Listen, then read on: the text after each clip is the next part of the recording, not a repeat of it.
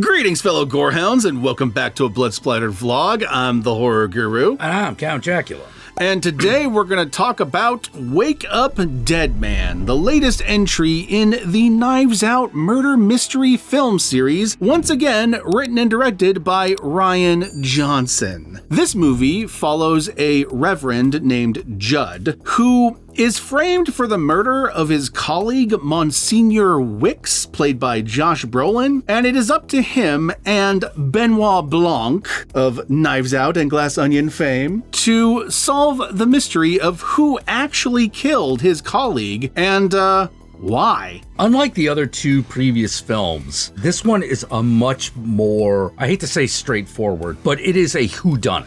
It is a whodunit, 100%. You know, whereas the first one is not a whodunit. The first one is a Columbo style, are they going to get caught? And how are they going to get caught story. And the second one is much more of a what the fuck is going on. He messes with the formula in each movie, right? Yeah. And weirdly enough, this one is a little bit more straightforward to a certain extent. Yeah, because you're like, who killed the guy? How was it done and why? Much more standard mystery format.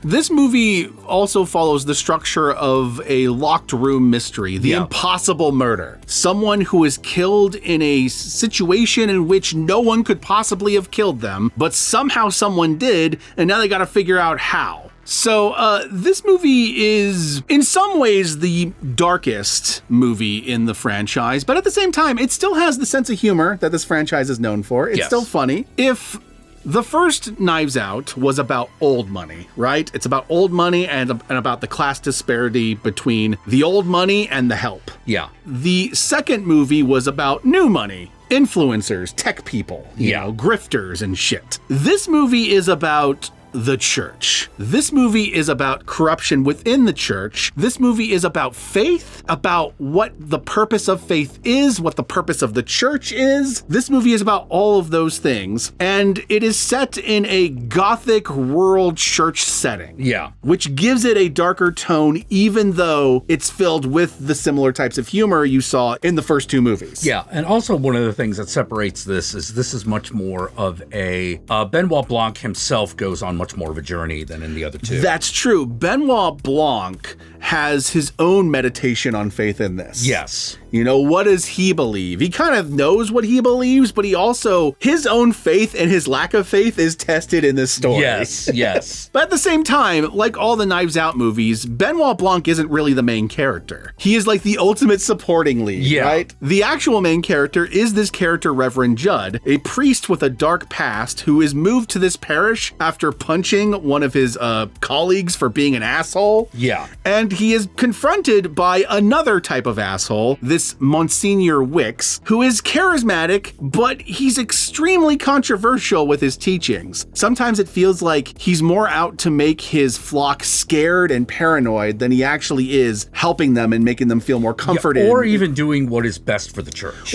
Yeah, exactly. He's also very egotistical. Yeah. Which is very clear. And the two of them are at odds the moment he arrives there, which is part of the reason why people think he did it when, you know, Monsignor Wicks ends up keeling over dead. He himself is already in a war internally and externally with what the purpose of a church is supposed to be. But he is confronted with an impossible situation where it looks like he is going to be punished for something he didn't even do. But he feels guilty about it anyway because he recognizes that there's a part of him that knows the world is kind of better now that this guy is gone. Yeah. The other thing is that it also continues like Benoit Blanc's pattern of helping people. Yes. Like, unlike a lot of other detectives, he gets much more personally invested in what happens to the people he helps. Yes. And something really cool about this particular one, Benoit Blanc himself has to be humbled. Yes. By the end of this story. The same way the priests that died needed to be humbled too. Yeah. Humbled.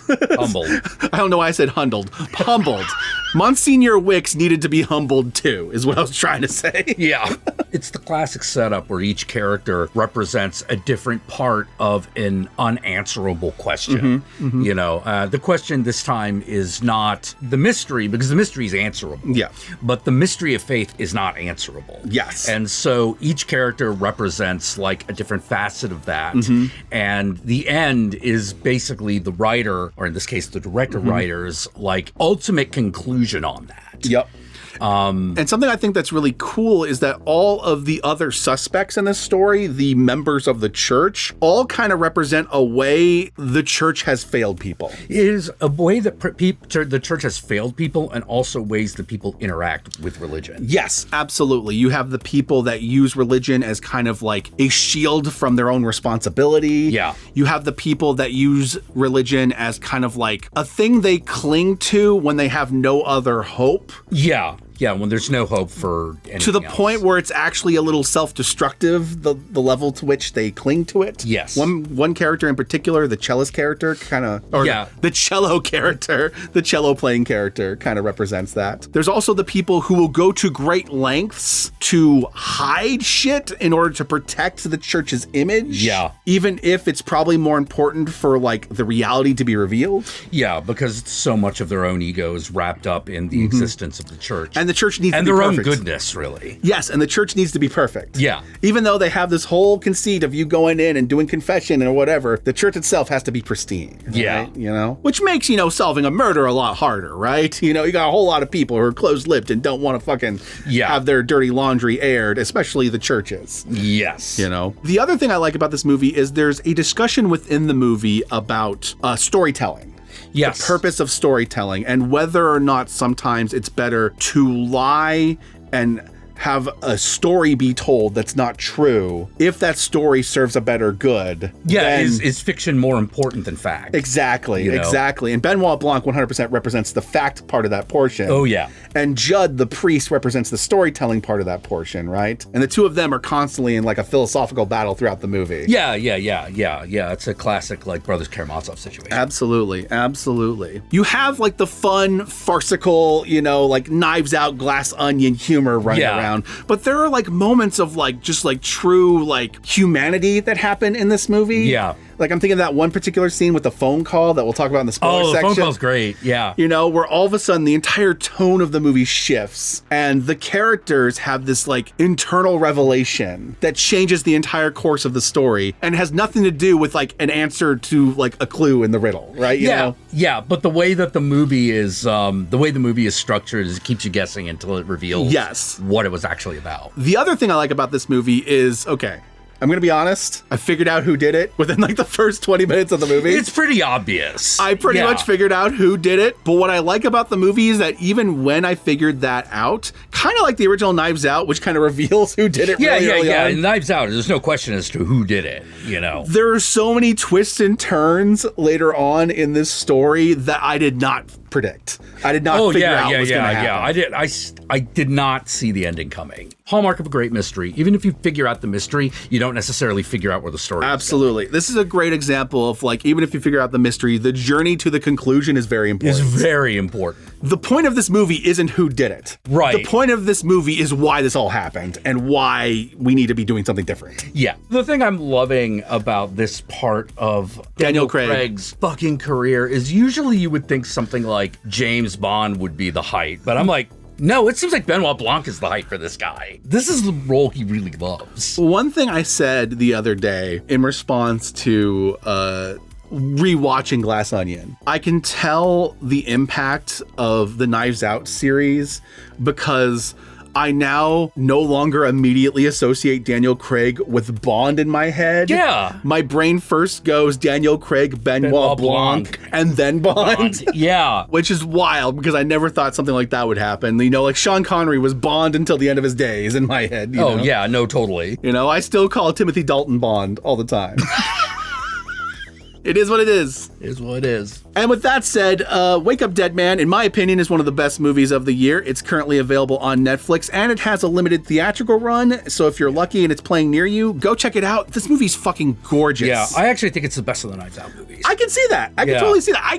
My problem is I feel like if you ask me on any given day, I would have a different answer. Like there's some, there are some days where Glass Onion just speaks to me. Especially if I'm particularly mad at like Elon Musk that day or something. And then there are other days where I'm like, oh man, like the classic Agatha Christie vibes of the first Knives Out movie. Yeah. I'm really feeling that right now. But then there are other days, like today, where I was just reading something about, say, Erica Kirk, right? And and some of the stuff she was saying about God and whatnot or whatever. And as a result of that, this movie is speaking to me a whole lot more. Oh, yeah. Because someone like Erica Kirk is a great example of someone who is a Monsignor Wicks. Oh, yeah. Guiding a flock of people to a paranoid conclusion in order to keep them within the flock, but not really helping any of them with any of their problems, really. Yeah. The point is to keep them scared, to keep them paranoid, so that they keep turning to her. And Monsignor Wicks power, is... Yeah. Monsignor Wicks is very much that kind of figure, the cult leader, so to speak. Yes. Check out Wake Up Dead Man for yourself and let us know how you felt in the comment section below. And with that said, let us move on to the spoilers.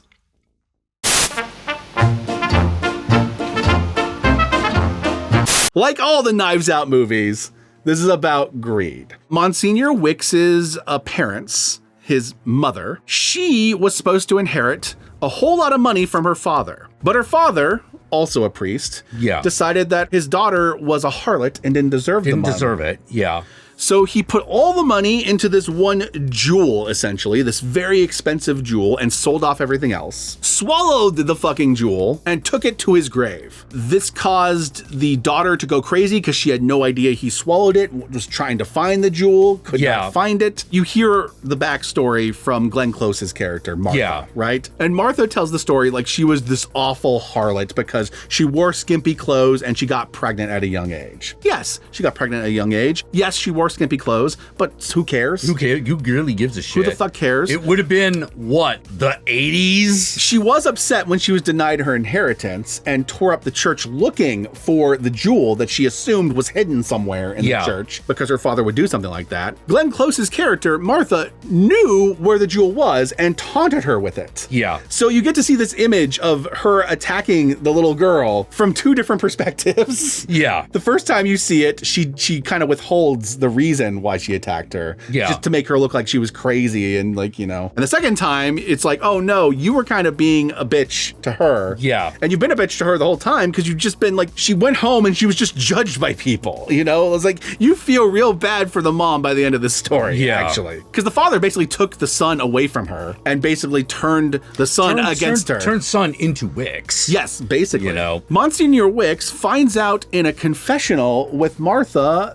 where the jewel is. And so he sets up an elaborate plan initially to get the jewel. The jewel. Yeah. She finds out that he's going to do this. They have the entire falling out where he reveals that he's going to basically air everyone's dirty laundry at the next Good Friday. Yeah. And so she and the doctor character, played by Jeremy Renner, team up together to plan his death with the help of Samson, the caretaker of... Yeah, but they do it in a way that not only will not implicate them, but will create a story about the holiness of the church. The holiness of the church and Monsignor Wicks himself. Yeah. Basically turning him into a Christ-like figure that they can use going forward. Yeah. The reason why this movie is called Wake Up Dead Man is because Monsignor Wicks arises from the tomb after dying.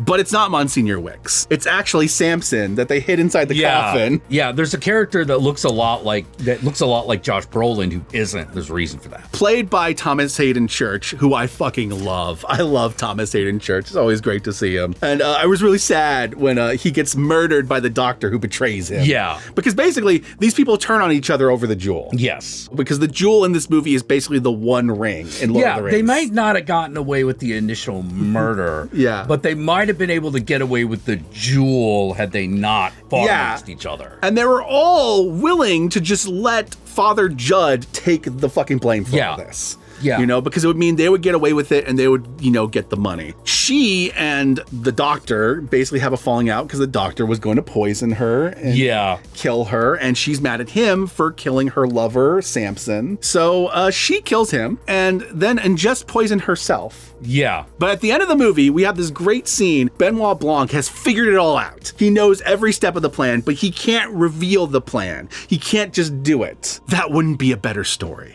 Yeah. But what he does do is he convinces Martha to confess. Yeah. And Judd takes her confession. Yeah, takes her final confession. Something he's been doing the whole movie, taking people's confessions. And finally, at the end of the movie, it's almost like he finally becomes the priest he wanted to be. Yeah. And it puts the suicide of the Glenn Close character's suicide in this interesting light because usually when you kill yourself, you're instantly damned, right? Yeah. But if you make a confession to all your sins, they're absolved. Yeah. So she's one of the rare cases where she killed herself, but she receives final absolution and last rites because the priest just happens to be right there.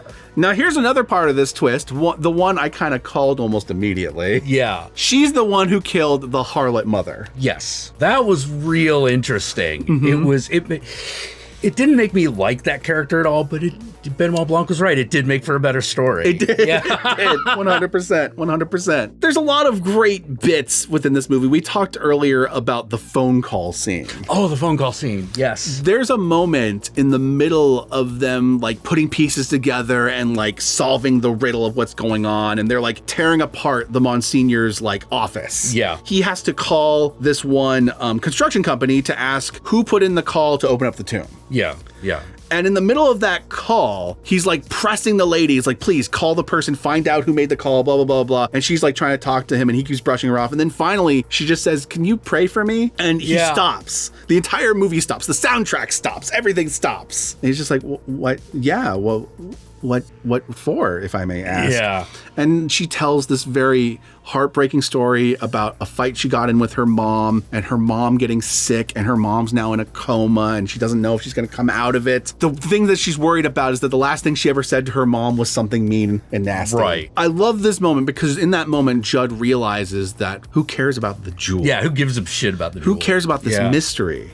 This is what I'm here for. I'm here to help this person in this time of need work through this traumatic experience. You know, I'm not here to be like the power-hungry leader like Wix, who's just scaring the flock and getting them all to fucking turn on each other so that I can control them. No, I'm here to help people and bring them comfort and peace. Yep. That's my job as a priest. And in that moment, he loses interest in solving the mystery, much to Blanc's irritation. And I love at the end of the movie when Blanc is about to give the explanation for everything that happens, he has that same moment happen to him. Yeah. He has that same moment realizing, oh shit, no, this is about my ego. But this isn't about me. Yeah, it's not about me. It's about them. About them. Yeah. I love it. I just thought it was so perfectly done. Yeah. Well, it does that cool thing, which is, oh, what's more important, this or that? Yep. And the movie does this great thing. It was like, no, it has to be both. Yep. Benoit Blanc even does this like humbling thing where like he has to like say on video that he couldn't solve the case. Yeah. You know, which goes viral and, you know, is going to hurt his reputation, you know, but it's like he humbled himself. Yeah. I like it. I like it a lot. I thought this movie, like, the more layers I peel off of it, the more I love it. It's really good. Yeah, it's a really good story. Absolutely.